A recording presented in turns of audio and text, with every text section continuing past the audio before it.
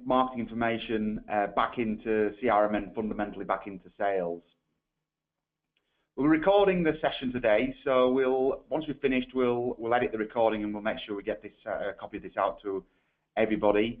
There are a few polls that we're going to be running. It'd be great if you could answer them. There's 3 polls throughout, one at the start and a couple towards the end.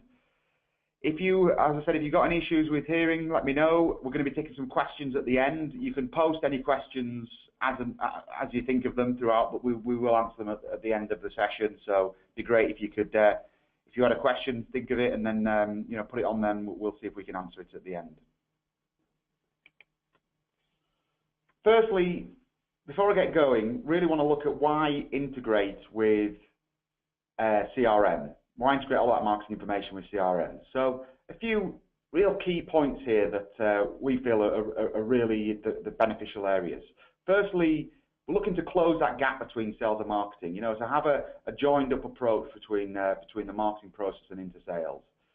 And fundamentally, that's going to improve the prospect journey throughout. So from a prospect's perspective, how they receive communication from marketing and through to sales is going to be consistent. And from a management perspective, how we can get that top-down holistic view across the entire process from marketing and through into the sales process. And the net result of that should be that we're going to see a good improvement in lead and sales conversion. So what we're going to cover, I'm going to touch upon really high level the architecture of that process and what we were actually talking about. The different types of marketing that we can cover and we can start to integrate into CRM and back into sales. Going to look at our recommendation on taking the content-led approach for this, and then Adam's going to pick up on how you can segment and then build out campaigns in CRM to manage that segmentation, and then how you can then capture the leads at the very top of the funnel back into CRM and with a way that you're going to be able to track all of that subsequent marketing information and communication. I'll then pick back up and looking into social CRM, how you can integrate social, and in particular LinkedIn, and looking at email marketing and how that information is going to be presented back, and also web tracking and web behavioral information. We're going to look at the insights for sales, so how we can present that back in a nice way to the sales team who can collect and engage with those leads very, very quickly with all the information needed. And then Adam's going to finish off on his section with scoring, how you can score all of that information, and then using automation to nurture through to sales, and how you can measure all that back into your CRM system. I've got a final area just on alignment in terms of what that process looks like end to end, and then there's a final 1 minute about SuccessFlow and what we actually do. Looking at the kind of architecture that we're going to cover off today. So we're going to be covering off 3 core channels really: email, web, and social, and how we can pull them into the database. Fundamentally looking at the leads. So we're going to look at lead capture, landing pages, how that can then feed through into your marketing database, into your automation program, and then into the CRM. What types of marketing can we actually going to view, and which ones we're going to cover today? So we're going to look at email, we're going to look at website, landing pages, content, social. You can also look at webinars and events, but it's not something we're going to cover off today. But the principle's exactly the same. Now, in our opinion, a very important approach, whether you're in B2B or B2C, in the digital space, is to take a very content-led approach to marketing. So I just wanted to touch upon that really and what that looks like for us and for our clients. So at the top here, we're building content at every stage of the process that we can then, hook back into CRM. So, we're looking at driving awareness type content that's going to be really at the top of the funnel right through to decision type content, which will be more for use within the sales process. And then down the left-hand side here, we've got the different levels of content. So, we need to get leads into the database. So we need premium content that's going to generate those registrations, but we also need a good flow of freemium content, your blog posts, infographics, data sheets, right through to sales content that they have, that sales are going to have at their disposal within that program.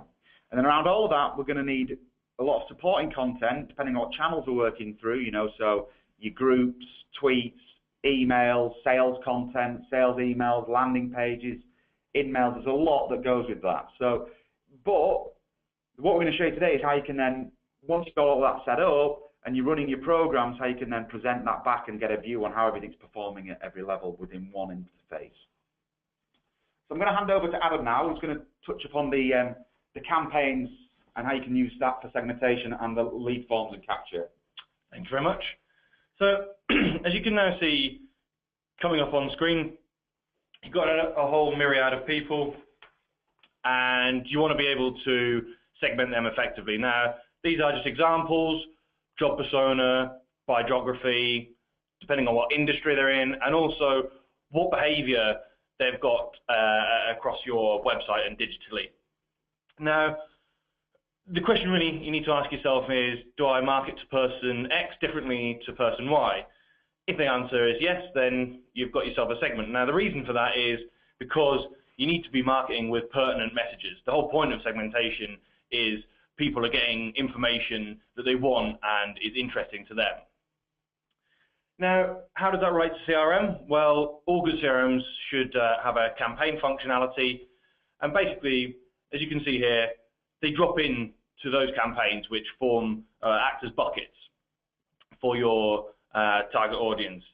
Now, you need to have a visibility on that because you want to be able to look at your core target market in those campaigns based on their various segments. One thing to remember is not to be afraid to move people from one segment to another. Their product interests may change, they evolve, they change their job title, or indeed you might need to change your segments based on how your company is evolving. So it's always a fluid transition. So the next stage is capturing leads and how you need to set the framework up for that. So as you can see on here, we've got a wireframe. Now, it's important to do that for a number of reasons. One is to keep the look and feel consistent, and perhaps more importantly is conversion rate optimization. And by that, what I mean is having this set up to increase conversions, because that's what it's all about. Now, specifically, we've got on here, this is a landing page that we've created for this webinar that we're on today. We've got a nice clear call to action on the right-hand side. We've got a nice bold placeholder with an image to go in at the top, and we're clearly stating the date, time, who's presenting, all of the key information.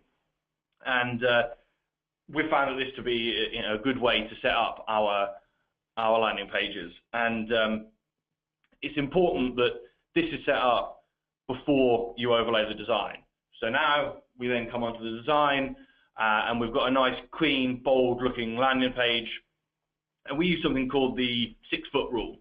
Simply means if I'm standing 6 feet away from the screen, can I read all of the key information on it? Is the call to action clear? Is the purpose clear? Is the date and time clear, etc.? The answer in this case is yes. So the next stage is how to actually capture people who are visiting that particular landing page. Obviously here, this is a web to lead form that we've got, and it's key here that it's a marketing automation web to lead form, which has an integration in CRM. The reason for that is for a number of reasons. Firstly, this allows us to then track people. Once they've filled out this form, they are then trackable, known prospects, which Mark's going to touch upon in more detail later. And also, you can use hidden fields on these forms, which can then in turn be used to segment those various segments that we discussed previously. Also, keep it relatively simple. We find a maximum of 5 or 6 form fields to be used on your form is sufficient. And because if you go over the top, you're going to lose your conversion rate, which is obviously key to throughout this process and converting through to sales. And finally, just to touch upon the fact, it's incredibly important, and I'm sure you've heard it all before, but it's surprising how many people still don't build these landing pages, these web to lead forms to be responsive across all devices. You need to do that every single time you wireframe and build this out. And also, when you've got this, we've got this intelligence. We are tracking the people that are viewing these web to lead forms, viewing the landing pages, but not everyone converts. So 2 ways in which you want to assess that is If you've got the right platform, you can use a heat map to see if people are clicking on the areas where you anticipate them to be clicking. And also, if they are bouncing off, then you can people that are, deliver them that content again to try and boost that conversion over a set period of time. And like I said before, it's all about getting these people converted and trackable digitally. Okay, so I'm going to hand back over to Mark. Okay, thanks, Adam. Okay, so we've gone through, the basics. You've got your segmentation, you've got your content, and you're capturing your leads through your marketing automation. So all your leads are coming to marketing automation, but ultimately going into CRM that we're now able to track and view. The first element I want to touch upon is social CRM. Really, what I'm looking at here is LinkedIn. It's been a massive impact on our sales process, on our clients who are just starting to roll some of this stuff out. It's really looking at LinkedIn launched back in, it was about 2 months ago now, their Navigator platform. So we're able to integrate the interface. So when we capture a lead in CRM, we can then integrate that interface back into CRM. Now at the moment, it's only available for Salesforce and Dynamics, but I'm sure LinkedIn will be working on other interfaces with other CRM. So what can we do here? So firstly is we can get updates on our leads. So within Salesforce, I can see, well, is Daniel still the CEO or has he moved on? Is it how well connected to Daniel am I? Am I doing anybody? Are there any other colleagues at the company that I want to pull in? Also, I can communicate with Daniel's data from in here. So I can send him a message or an email. I could save him as a lead, which would then show him back in when I look at LinkedIn. I've now got that integration between the LinkedIn interface and Salesforce. A really great tip is give sales the knowledge on what they need to do here. So we're going to give sales email communication, perhaps, so a lead comes in, you're going to allow them to try and get hold of people, and you're going to see when Adam goes a little bit further down in terms of the automation, that we want to then tailor the follow-up. So what sales can do, and what our guys are doing, which is working really well, is reviewing from within here this person's summary. That's helping them understand, well, what's this person really interested in? What's the real key drivers that's going to trigger something? So when I do follow up, I'm based it on their behavior, but also their profile. So I am really genuinely looking at the profile, not just their company name, but actually what's their interest, what are their key drivers in business, and LinkedIn is a great source for that information. So getting that direct from within there has a massive impact. Next is email. Now obviously, similarly to the landing pages that Adam touched upon, we want to be building your emails in the right way, that they're going to convert, they're going to have the right design, they're going to be consistent with the program that you're running.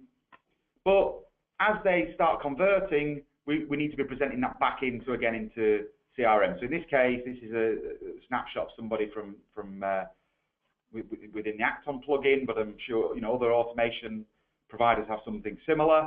And we can see a complete view on the history of that email communication. Now, not only marketing communication, but also sales communication. Very important. That way we can see, well, we're not over-marketing or over-communicating to that individual, but we can also see what actions that individual's taken. So, click, open, and then we might want to score on that, which we'll come on to, or we might want to trigger that back into sales. But, very, very useful to see that top-down view of all the email activity. Moving into web activity, what can we view there within CRM? So in this example here, we can see all of the anonymous prospects coming on, which are what you see on screen here. But we can also view all known prospects. So when we get in that tracking going, which is why the marketing automation form was so important, is that we can then, going forward, track any body that's in our database that then comes back onto our content or onto our website. So we can then, what we're going to do with that. Now that's really useful if that lead, that 1945, we don't want to hand all of those over to sales because they haven't met our lead criteria. But if a lead, for example, is sales ready or is an opportunity or a customer, we might want to present that information back to the salesperson. XYZ person, a company has been on the website and has been looking at our pricing page. They're already a customer of ours. Let's go have a look at what that is. Alternatively, if it's somebody that's not within the sales remit, but is currently in the marketing database, then we might want to then drop them into a nurture program, and then we can start to drip feed information to them.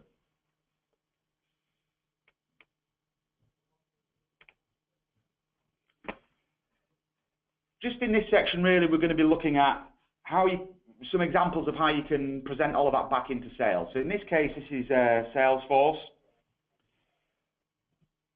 So a little widget here that we found very useful and the sales team love is this. It comes in straight away. They're into the lead. They've got the leads. We're telling them it's sales ready.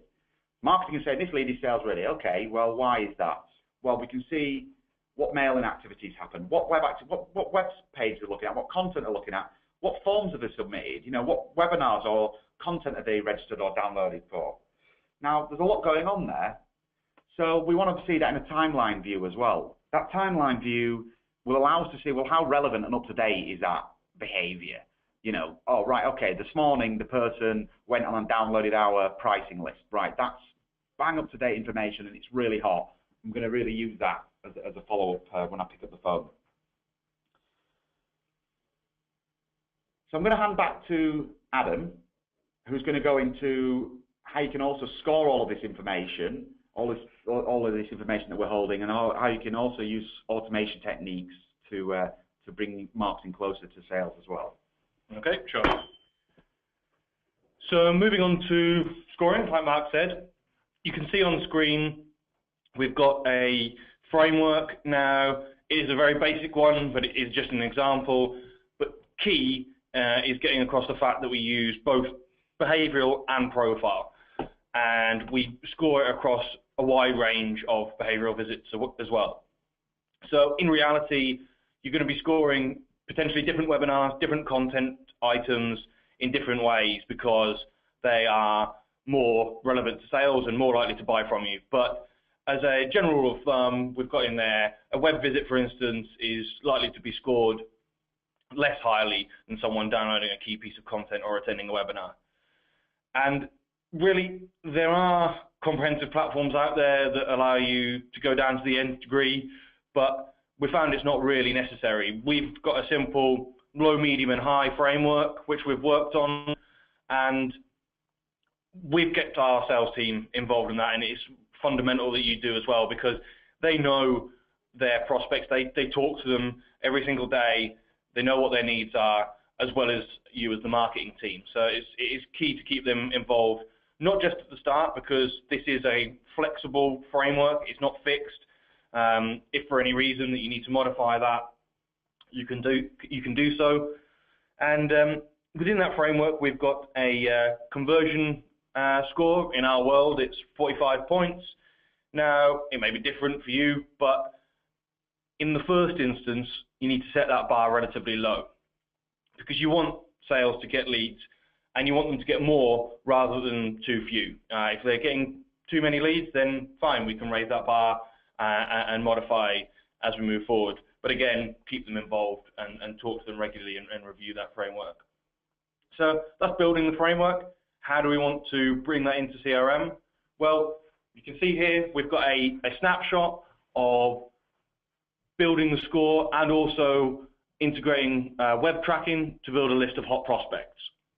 Now, it is important they are actually hot prospects, and you can see in here that this is over a 90-day period, but actually in reality, all of these prospects that are engaging with us digitally have happened in the last day. So evidently they are key to the sales team, and then they can pick them up. And they need to pick them up in a timely fashion. It is important to also remember that it isn't just a definitive call list, it is just an indication of people who have been active with you over a set period of time. And like I said, in this case, it's over a 90-day period. But having that insight in CRM, allows the sales guys to come in and pick that up on a day-to-day basis and helps them manage their day. So moving on to nurturing. You can see on screen now an example nurture path, and basically the key element here is bringing everything that we've talked about so far into an automated fashion. We've got a lot of different channels that are working together here, and it makes it a lot easier if you're automating that. Now, really the goal here is to take the leads from the top of the funnel and drive them all the way down that funnel to convert them over to sales ready, because that is the key aim here. That's what the point of this nurture path is. Now, this particular nurture path is off a particular segment. We're not just having one generic nurture path, because that means all of the segmentation and all of the thought that's gone into the messages at the very start is wasted. So this is one specific segment. Now, what's happening here is we're waiting a period of time, and we're sending the people who have entered this segment an email. And then the way that gets fed back into CRM and into sales is through these little tasks here. So this is a task that's pushing through, notifying the sales team that this lead has taken an action, also updating the database, again in our case it's Salesforce, to keep that data up to date and enriched. Then we're moving on, we're waiting a number of days, and we're sending them another email. If they engage on that, again, we're bringing in the other channels. So in this case, we might want to get the sales guy to connect with them on LinkedIn and set them a task to follow up, because we've got all of these channels, all of these platforms, and we need to make sure that we're utilizing it to its full capability. And again, it is fundamental to touch upon the fact that everything we're doing here in an automated fashion is to generate sales-ready opportunities for the sales guys to pick up on. So how does that look in terms of from a reporting perspective? There could be any number of reports that you want to generate, but you need to ask yourself from a sales and marketing perspective, what are my key KPIs? What do I want to see? What do management want to see? Again, we're just throwing up an example here. We've got some suggestions over on the left-hand side. From a marketing dashboard, you want to be able to see how well social is doing, specifically within social, what channels are doing well, what campaigns are doing well. Being able to track that and report that in a nice manner on screen in the dashboard gives you a quick snapshot of, right, well, where do I now need to allocate my budget moving forward? Because obviously you want to generate as much marketing ROI as you can. On to sales, you really want to look at the number of opportunities created, the number of opportunities closed by salesperson, by content type, because it gives you a wide range of data to work with and improve your marketing efforts and sales alignment moving forward. So what I wanted to do here as the final piece is really show you very simplistic to how that journey looks. So first up here we've got the marketing database. Now we're capturing leads into that marketing database, from the web or from your email list, whatever you've got, and that's what we're gonna be marketing into. We're then automating any kind of communication that Adam touched upon, and that's all integrated into CRM instantly, all that information. Fundamentally, what we're looking to throw at the other end is a sales-ready lead or prospect. As we're going to hand it over to sales, so this orange person here is a salesperson, our recommendation would be to automate email communication to sales, to alert sales that there's a new lead or prospect ready, set them a task, and give them those insights. Fundamentally, all of those insights we've seen and train sales what they're looking at. Now, not all leads are going to convert, so if they don't convert, we need to have a process to remarket that lead. So it drops back in. It's not just going to sit with sales forever, and they're not getting any communication from us. So we want it back into the marketing mix and back through that process again. And then hopefully next time, we're going to convert that to a sale. Okay? Now I just wanted to touch upon, there's one final poll, but I'm just going to 1 minute just about the areas of what we actually do. So we work with a number of clients in B2B, technology companies, financial services, professional services, manufacturing, so on. We have a program management layer, which we have very senior guys that would really be responsible for pulling the whole program together. And what we do is we work to develop a strategy through the use of workshops, create scope and content and infrastructure and nurture plan. We have a creative team that can help pull all that content together that is going to be required for that scope. and then a digital team that manage the whole email, social, and web program, and then the team that Adam sits in, which is the automation team, which is under, managing those nurture, trigger, CRM integration, and scoring programs. And at the bottom of that, we work with a number of platforms. We do work with Dynamics, and we do work with other automation platforms as and when required. The skill set is very, very similar, but these are just some of the partnerships that we have. And fundamentally helping companies generate more leads and traffic. For those that you joined today, thank you for your attendance, and we'll come back to you with an email. Yep, thank you very much, guys. Speak to you soon.